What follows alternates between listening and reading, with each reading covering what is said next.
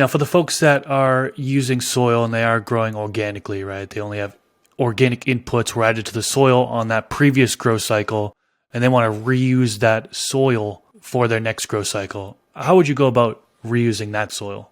Yeah, so this is a little bit tricky because I realize a lot of growers can't afford to get their soil tested. It's just not practical to test it every cycle. If we want to make the best data-driven decision, then we have to use a soil test. And those are going to run you about $50 through a company like Bryant and I really like Logan Labs just because that's where we started. But whatever lab you go with, stick with it. Here in Washington State, if you live in King County, you can use the extension service to get a really basic soil test back. So that's an option. And that's free. I think you get 5 free lifetime tests. So you may want to check with your local plant extension universities to see what kind of options there are there for testing.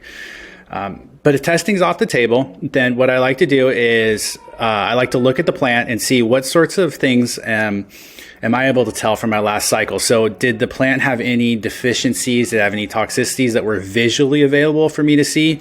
If not, then I'm going to amend, kind of conservatively, realizing that every time I harvest a plant, whether that's a tomato, a lettuce plant, a medicinal plant, I'm pulling out nutrients from that soil. I'm pulling out organic matter. I'm pulling out biomass. So all of those things, in theory, need to be replaced because this isn't a closed loop.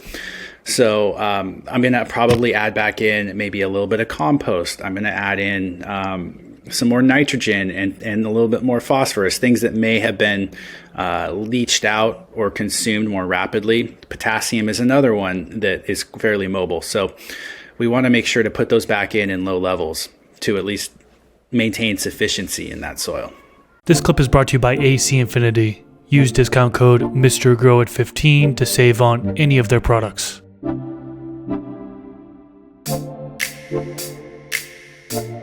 Thank you.